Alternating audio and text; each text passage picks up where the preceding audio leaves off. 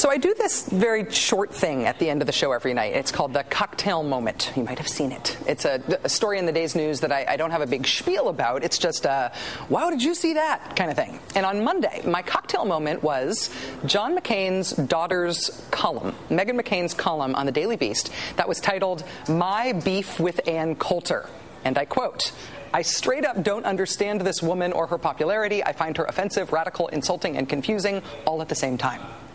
Now, I don't want to make that big a deal of people who are involved in politics or on the periphery of politics criticizing each other. I don't want this show to be the Us Weekly of politics. But in this case, wow! First of all, Meghan McCain is writing a column for the Daily Beast and purposely staying in the public eye after her dad's run for the presidency. Second, Meghan McCain is picking a big on-purpose fight with one of the most volatile, ruthless, unpredictable, and sometimes flat-out mean people in all of American politics in going after Ann Coulter. And third, Meghan McCain, daughter of the man who just came in second in the race for the presidency, is becoming one of the I'll tell you the hard truths voices about what is wrong with the Republican Party now in the immediate wake of her dad's election loss. I have so many questions about all of these things. And now, remarkably, one of the reasons that this is the best job in the entire universe, I get to talk to the one person who can answer these questions, Meghan McCain. Meghan McCain, I am very, very happy to meet you, and it's really kind of you to have agreed to come by. Thank you. Yeah, thank you for having me. You said in the Ann Coulter column, Ann Coulter could be the poster woman for the most extreme side of the Republican Party, and in some ways, I could be the poster woman for the opposite. Mm-hmm. What's the opposite? The opposite is the more moderate Republicans, is the Republicans that think where we have gone wrong is by being so extreme in our attitudes. And I think inadvertently and maybe on purpose with these columns, I am started speaking out, and I guess I am the only one speaking out right now, at least this publicly, and so that's why people are saying that I'm the new poster child for the moderate side of the Republican Party. But have no doubt the Republican Party is split into two halves of where they think the Republican Party should go. There are people that think we should go back to our conservative roots, become extreme conservative. Mike Huckabee says that quite often, and there are people like me that think we need to be more moderate and reach out to people. See, I think that that's what it seems like, but then one of the most well-known politicians who I would put on your side of it, on the moderate side of it, would be Tim Pawlenty, the governor of Minnesota. And I asked him that same question last week, and I said, do you think the party needs to become more moderate as it reinvents himself? And he said, no. We need to stick with our conservative principles. And it made me think that it's not okay, politically okay, to articulate the sort of thing that you're articulating, that's sort of hitting the third rail of Republican politics right now. Do you feel like you really are hitting a nerve?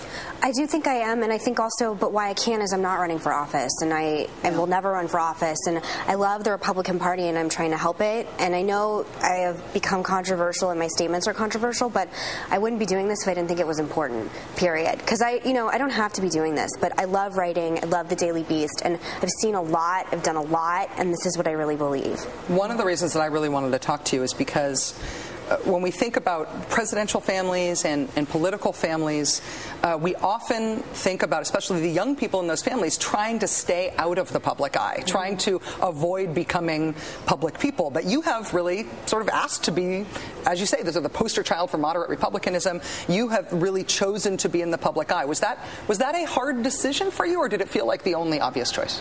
I've always been a writer, and then doing the blog on the campaign really raised my profile. And then afterward, I said, I still have this platform now. What am I going to do with it? Mm-hmm. Do I just say no and fade away? But it's not really in my nature. And like I said, I've seen a lot and I've experienced a lot. Especially, I've had a front seat to presidential politics and what is wrong and very right with the Republican Party. And I'm just trying to say what I think, and I'm so glad people are responding. I am so flattered that people are reading it and listening to me.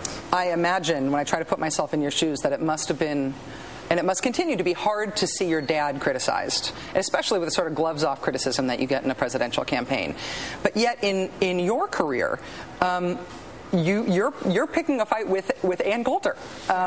I wonder if your reaction to seeing your dad in the arena, in the political arena in that way, made you sort of want to be the one having those fights yourself. Because you've picked a fight with somebody who's definitely going to fight back. Yeah. Well, if it was too hot in the kitchen, I'd get out. I know what I'm doing, and I know that I'm creating.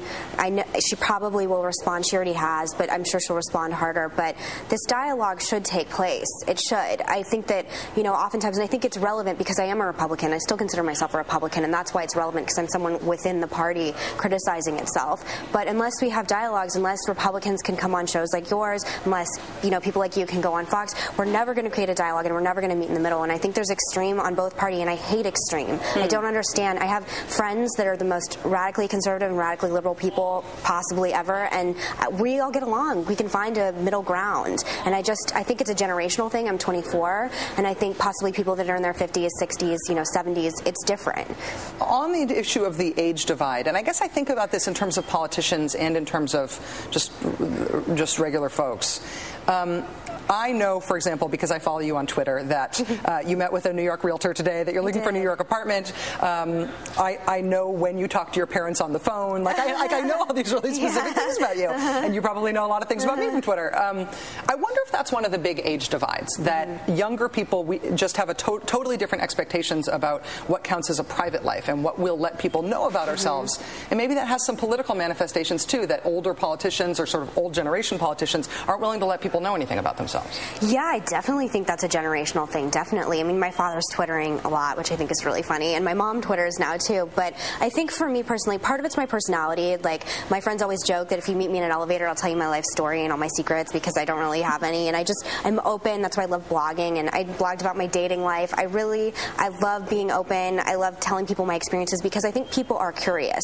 I'm curious about your life. How did you get here? How did it happen? And I always want to tell people, because people are curious. What's it like to have your dad run for president? What's it like to have John McCain as a father? And I'll tell you every single second. And I think the reason why I'm so different is because politicians' children in the past are so quiet, and they want a very private life. And that's great. That's their choice. But this is mine.